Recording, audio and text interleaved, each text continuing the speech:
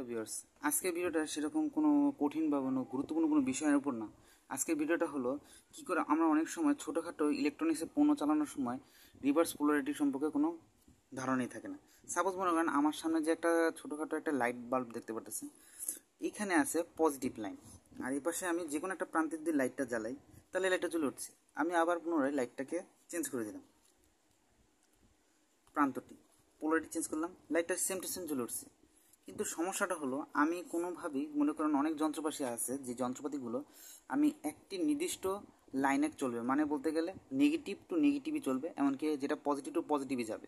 যদি আমি এটার পজিশন আলাদা করি তাহলে বড় পোলারগুলো যদি আলাদা করে ফেলি, মানে লাইনটা আলাদা করি, তাহলে ডাইরেক্টলি ইলেকট্রনিক্স কোনোটা নষ্ট হয়ে যাবে। সো আমি আজকে এটা ছোটোখাটো একটি প্রজেক্টের মাধ্যমে কীভাবে একটি শর্ট সার্কিট না হয়, এমনকি আপনার যে বিভিন্ন রকম ইনভার্টার সার্কিট বা মসফেটের যে সার্কিটগুলো থাকে ভুল জায়গায় ইলেকট্রনিক লাইনগুলো লাগানোর কারণে বা কারেন্ট ইনপুট দেওয়ার সময় ভুলের কারণে অনেক সময় ইলেকট্রনিক্সের অনেক রকম ক্ষতিগ্রস্ত হয়। সো ছোটোখাটো একটি সার্কিট বানিয়ে দেখাবো, যে সার্কিটটা ছোট্ট একটা জায়গা যেখানে রিভার্স পোলারিটিকে সবসময় বাধা প্রদান করবে।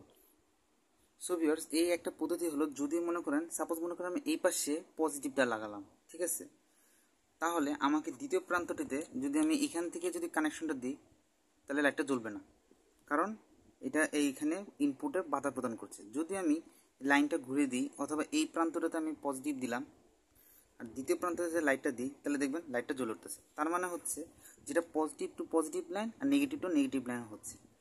অবশ্য এখানে আমি যদি মনে করেন ছোটোখাটো হাই ভোল্টেজে দিয়ে রাখলাম তাহলে দেখেন কারেন্ট প্রবাহিত হচ্ছে না, কারণ আমি জানি এটা একমাত্র পজিটিভ ইনপুট হবে আর এখানে নেগেটিভ ইনপুট হবে। সো সেম টু সেম কাহিনিটা করলাম কি, দেখেন আমি যদি লাইনটা ঘুরিয়ে দিই, এখানে যদি নেগেটিভ দিই আর এখানে যদি পজিটিভ দিই তাহলে দেখেন লাইটটা জ্বলতেছে। তার মানে হচ্ছে আমাকে পুরোপুরি একটা সিস্টেমে লকের অবস্থায় রয়েছে, মানে কোনোভাবেই ইলেকট্রিসিটির মধ্যে এখান থেকে যেটাতে নেগেটিভ ইনপুট হবে সেটা নেগেটিভ হবে, যেটা পজিটিভ পজিটিভ হবে। কিন্তু অসুবিধা হলো এটাতে, কিন্তু সমস্যাটা হলো এখানে যে ইলেকট্রনিক এই যে কারেন্টটা যাবে, তার মানে এর মধ্যে কোনোভাবেই আমরা কন্ট্রোল করতে পারতেছি না। কারণ দেখতেই পারতেছেন এখানে ফ্লোরেসেন্ট ফিলামেন্ট বাল্ব রয়েছে, যেগুলো কারণে লাইটটা কিন্তু কারেন্ট কিন্তু ঘোরাঘুরি করতেছে, ঘুরে কিন্তু এখানে কিন্তু দুনো পাশে কারেন্ট রয়েছে। আমি যদি বলি এখানে কিন্তু শুধু খালি কারেন্টে বাধা প্রদান করা হয়েছে, মানে এখানে একটি ডায়োড এই কারেন্ট প্রবাহিত বাধা প্রদান করেছে, কিন্তু এর মধ্যে কিন্তু কারেন্টটা কিন্তু ঘুরে আবার এখান থেকে ঘুরেঘুরি করতেছে। সো এই ক্ষেত্রে কিন্তু সমস্যাটা হবে যে এখানে লাইনটা প্রপারলি হলো, এখানে যদি আমি কোনো একটা শর্ট করে দিই, দেখবেন আমি এখন এটা শর্ট করবো, লাইট জ্বলে।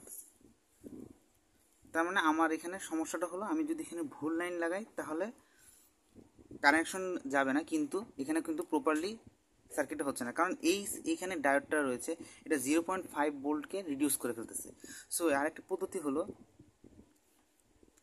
আমি আপনাদের যদি বলি সেটা হলো, আমি যদি লাইনটাকে আবার ঘুরিয়ে দিই, দেখেন এখন আমি কিন্তু লাইনটাকে ঘুরিয়ে দিয়েছি।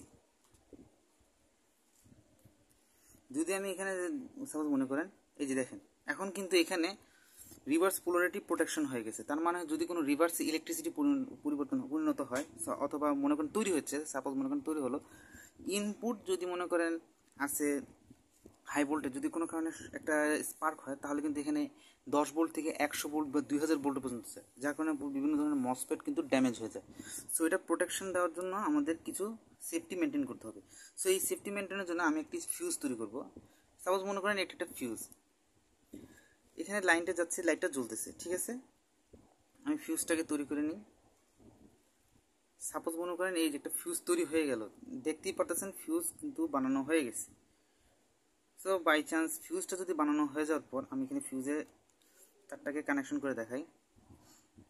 সো ভিউয়ার্স, আমি সার্কিটটাকে বুঝিয়ে দিই, এটা হচ্ছে নেগেটিভ ইনপুট হচ্ছে আর এখানে পজিটিভ ইনপুট হবে, আর এখানে আমি একটি ছোটোখাটো একটি নর্মাল তার ব্যবহার করেছি। যদি আমি এখানে টাচ করি দেখেন লাইটটা জ্বলতেছে। এই সার্কিট ডায়াগ্রামটা এরকম হবে।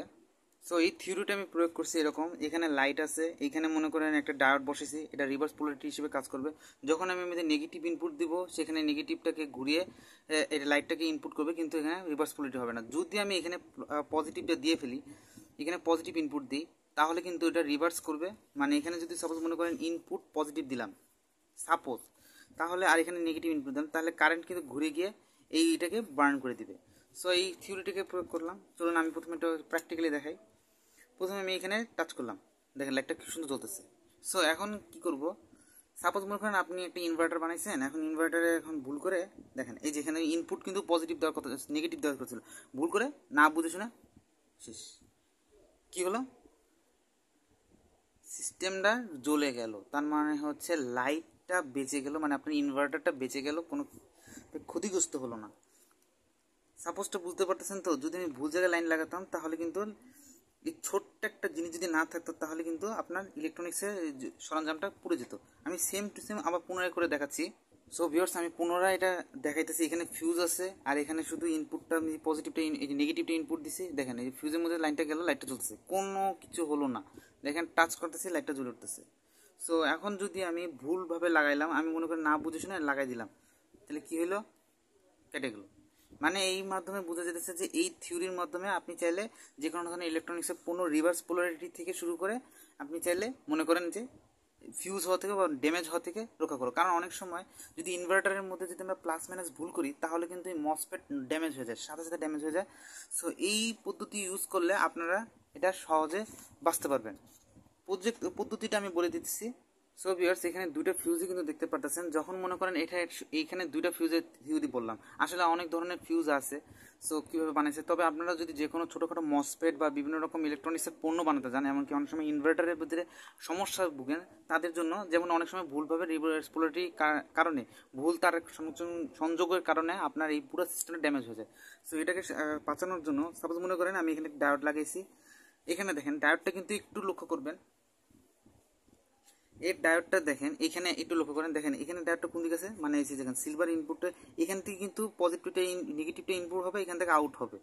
ঠিক একই সেম কাহিনীটা যদি মনে করেন আমি উল্টো করে দিই, তাহলে কিন্তু সিলভার অংশ থেকে যদি আপনি পজিটিভ ইনপুট দিতে চান, নেগেটিভ ইনপুট দিতে চান, তাহলে কিন্তু ইনপুট হবে না, মানে এটা বাধা প্রদান হবে। ঠিক একই রকম সেম টু সেম দেখেন, যদি আমি এটা দিই তাহলে এটা ডাইরেক্ট কারেন্টটাকে ফ্লো করে দিবে, ঠিক আছে, নেগেটিভ হয়। যদি পজিটিভটা হয় এটা করবে কি, এটাকে এখন কিন্তু এটাকে কোনো ইলেকট্রিসিটি ফ্লো করতেছে না, মানে এটা পুরো বাধা প্রদান করছে।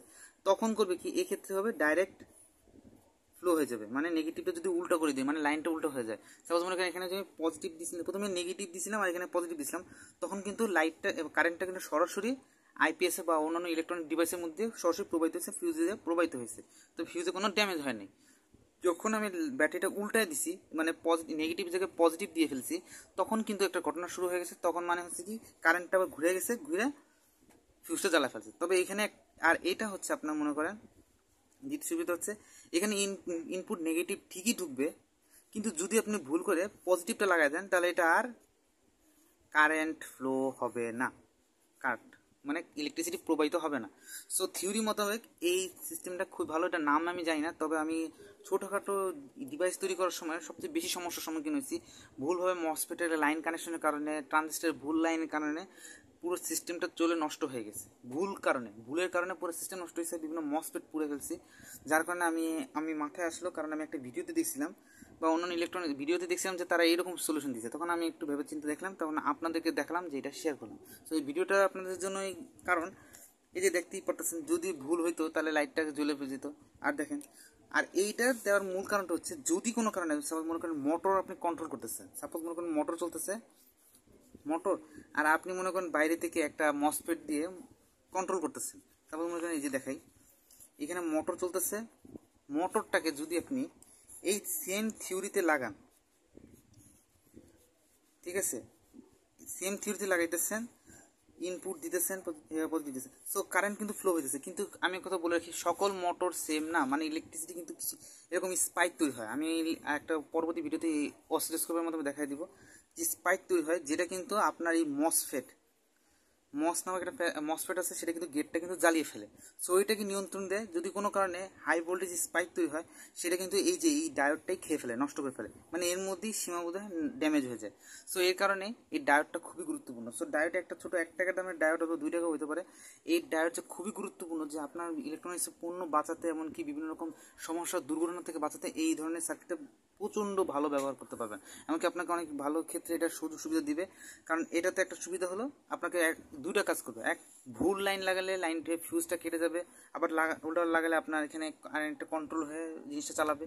আবার যদি মনে করেন রিভার্স পোলারিটি মানে স্পাইক তৈরি হয়, যেটার কারণে মসফেট আর ট্রানজিস্টার ড্যামেজ হয়ে যায়।